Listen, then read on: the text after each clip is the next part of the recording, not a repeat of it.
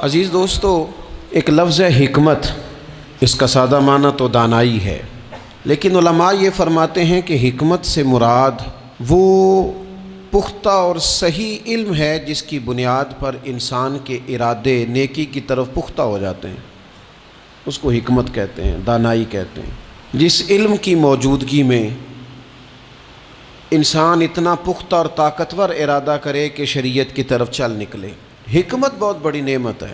اتنی بڑی نعمت ہے کہ وہ قرآن مجید جو کل دنیا کو کلیل فرماتا ہے، وہ قرآن مجید کہتا ہے کہ یؤتی الحکمت من یشاء، اللہ جسے چاہتا ہے حکمت عطا کرتا ہے، اور فرمایا ومن یؤت الحکمت فقد اوتی خیرا کثیرا، جسے اس نے حکمت عطا کی اسے خیر کثیر عطا فرما دی۔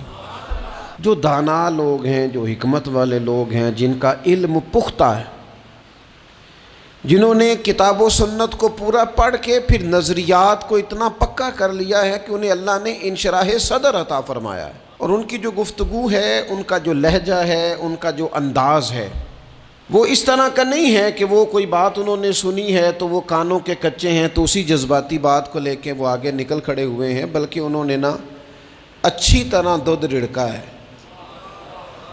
اور اس میں سے انہوں نے مکھن کو اس طرح ٹٹولا ہے کہ انہوں نے وہ لسی شسی ساری پیچھے چھوڑ دی ہے، خالص چیز نکال کے لوگوں کے سامنے پیش کی ہے۔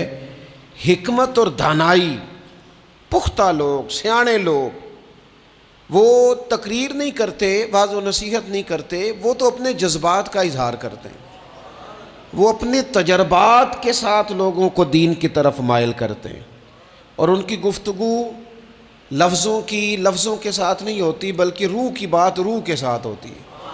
اور اقبال کہنے لگے یہ بات جو دل سے نکلتی ہے اثر رکھتی ہے، پر نہیں طاقت پرواز مگر رکھتی ہے۔ دانائی، حکمت، اللہ تبارک و تعالیٰ نے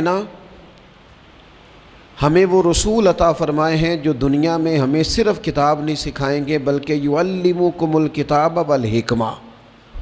اللہ فرماتے ہیں محبوب تمہیں کتاب بھی سکھائیں گے اور حکمت بھی سکھائیں گے۔ جو پتھروں اور پہاڑوں میں رہنے والے تھے اتنے سخت ہو گئے تھے کہ بیٹی کو زندہ دفن کرتے بھی ان کی طبیعتیں نرم نہیں ہوا کرتی تھیں، جو لوگ کھڑے کھڑے اونٹوں کا خون نکال کے پی جایا کرتے تھے، انہیں کسی پر رحم اور ترس نہیں آتا تھا، محبوب پاک صلی اللہ تعالیٰ علیہ وسلم نے اس حکمت سے انہیں قرآن سکھایا۔ پھر کوئی کتا پیاسا نہ رہ جائے، یہ درد بھی اللہ نے ان کے سینے میں پیدا فرما دی۔ دانائی حضور نے اپنی امت کو دی، حکمت دی، علم دیا، بردباری دی، عطا کی۔ آج ہمارا یہ مسئلہ ہے کہ بہت سارے لوگ ایسے ہیں جو بعض چیزوں کا فہم بھی رکھ لیتے ہیں، علم بھی حاصل کر لیتے ہیں، وہ کسی جگہ سے کچھ معلومات بھی حاصل کر لیتے ہیں، کچھ تھوڑا بہت پڑھنا لکھنا جان جاتے ہیں، لیکن دانائی نہیں سمجھتے۔ علم بغیر حکمت کے نفع نہیں دیتا، معلومات بغیر دانائی کے کسی کا بھلا نہیں کر سکتی۔ آپ کے پاس الفاظ کا ذخیرہ تو ہے، لیکن وہ الفاظ اتنا اثر نہیں رکھتے کہ کسی کے دل تک جا سکیں۔ وہ دل تک جانے کے لیے بتانے والے کا صاحب دل ہونا بڑا ضروری ہوتا ہے۔ حکمت، دانائی رسول پاک علیہ الصلاۃ والسلام نے عطا کی، اور پھر یہ دانائی حضور نے اپنے ہر صحابی کو عطا کر کے اس طرح کا بنا دیا کہ فرمایا صحابی کا نجوم، میں نے ان سب کو آسمان ہدایت کا ستارہ بنا دیا ہے۔ لیکن مولا کائنات، شیر خدا، علی المرتضیٰ، حیدر کرار، فاتح خیبر، امیر المومنین، خلیفۃ المسلمین، حضرت مولا علی شیر خدا رضی اللہ تعالیٰ عنہ کو وہ علم ملا، وہ خزانہ ملا۔ ایک تو وہ حدیث ہے کہ حضور فرماتے ہیں میں علم کا شہر ہوں، اور علی اس کا دروازہ ہے۔ اور ایک ترمذی میں حدیث یوں بھی موجود ہے، حضور فرماتے ہیں میں حکمت کا گھر ہوں، وہاں شہر کہا، یہاں گھر کہا، فرمایا میں حکمت کا گھر ہوں، علی اس کا دروازہ ہے۔ حکمت اور دانائی کا گھر ہے، ایک گھر علی اس کا دروازہ ہے۔ نبی اکرم نور مجسم شفیع معظم صلی اللہ تعالیٰ علیہ وآلہ وسلم کے علوم سے جو حصہ حضرت مولا علی شیر خدا کرم اللہ تعالیٰ وجہہ الکریم نے حاصل کیا، صحابہ فرماتے ہیں 70 کے قریب وصیتیں کی ہیں نبی پاک نے مولا علی شیر خدا کو، اور وہ ایسی خاص باتیں ہیں جو صرف مولا علی جانتے ہیں، انہی کا خاصہ ہے جو رسول پاک نے ان کے ساتھ فرمائی ہیں، وہ انہی کا خاصہ ہے۔ آپ اتنی بڑی تعداد میں اعتکاف میں بیٹھے ہیں، اللہ کا گھر ہے، پاکیزہ ماحول ہے، تزکیہ اور تصفیہ کے دن بیت رہے ہیں، شب بیداریاں ہیں، دعائیں ہیں۔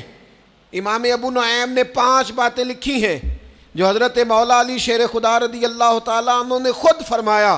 حضرت علی فرمانے لگے میری 5 باتیں یاد کر لو،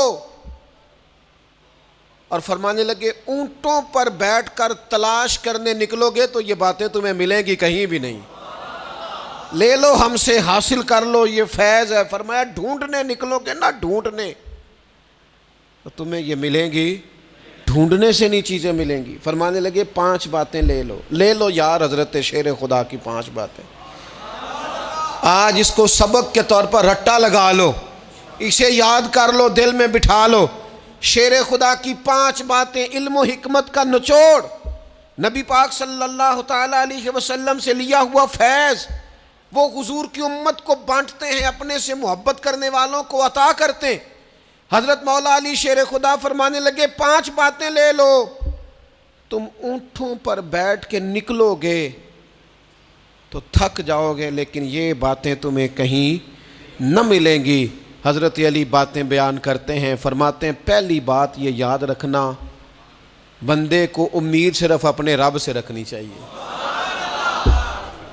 جیت جاؤ گے دوستو دنیا میں اگر یہ بات آ گئی، بچ جاؤ گے، دل ٹھنڈا رہے گا، بے قراریاں، بے چینیاں، پریشانیاں جان چھوڑ جائیں گی۔ امید صرف اپنے رب سے رکھو۔ حضرت مولا علی شیر خدا رضی اللہ تعالیٰ عنہ دوسری بات بیان کرتے ہیں، فرماتے ہیں اپنے گناہوں سے ڈرا کرو۔ تم غریب ہونے سے ڈرتے ہو، تم تنگ دستی سے ڈرتے ہو، تم لوگوں کی دشمنی سے ڈرتے ہو، اپنے گناہوں سے ڈرو، کہیں ایسا نہ ہو کہ تمہاری نافرمانیاں رب کی ناراضگی کا سبب بن جائیں۔ اپنے گناہوں سے ڈرو۔ اور تیسرا مولا علی شیر خدا رضی اللہ تعالیٰ عنہ فرماتے ہیں اگر تم جاہل ہو نا، تمہیں پتہ نہیں، تو علم کے بارے میں سوال کرنے سے کبھی نہ شرمانا، پوچھ لینا فائدہ ہوگا، کسی سے بات کر لینا فائدہ ہوگا، کسی سے سیکھ لینا نفع ہو جائے گا، کسی کو مان لینا اپنا استاد، زندگی بھر سمجھدار ہو جاؤ گے، فیض یاب ہو جاؤ گے۔ اور حضرت علی شیر خدا چوتھی بات ارشاد فرماتے ہیں یہ علماء کے لیے، فرمایا اگر عالم کو کسی مسئلے کا علم نہ ہو تو غلط بات نہ بتائے بلکہ کہہ دے واللہ اعلم، اللہ بہتر جانتا ہے۔ یہ بات یاد رکھیں، جس بات کا پتہ نہ ہو، جس کی خبر نہ ہو، جس پر عبور نہ ہو، اس بات کو آگے بیان نہ کیا جائے اور کبھی بھی غلط بات نہ بتائی جائے۔ یہ حضرت علی شیر خدا ہمیں سبق دیتے ہیں۔ اور 5ویں بات حضرت علی شیر خدا ارشاد فرماتے ہیں یاد رکھنا، ایمان میں صبر کی وہی حیثیت ہے جو جسم میں سر کی حیثیت ہے۔ اپنی زندگی صبر کے ساتھ گزارنا، زندگی میں کبھی بے صبرے نہ ہونا، حوصلہ نہ چھوڑ جانا۔ صبر بزدلی نہیں ہوتا، صبر تو اچھی تدبیر کو کہتے ہیں، صبر تو رب کریم کے فیصلے کے انتظار کو کہتے ہیں، صبر تو اللہ کی مدد کے نازل ہونے کے انتظار کو کہتے ہیں۔ فرمایا جو تمہارے جسم میں سر کا مقام ہے وہی ایمان میں صبر کا مقام ہے۔ یہ مولا علی شیر خدا نے ہمیں 5 باتیں دی۔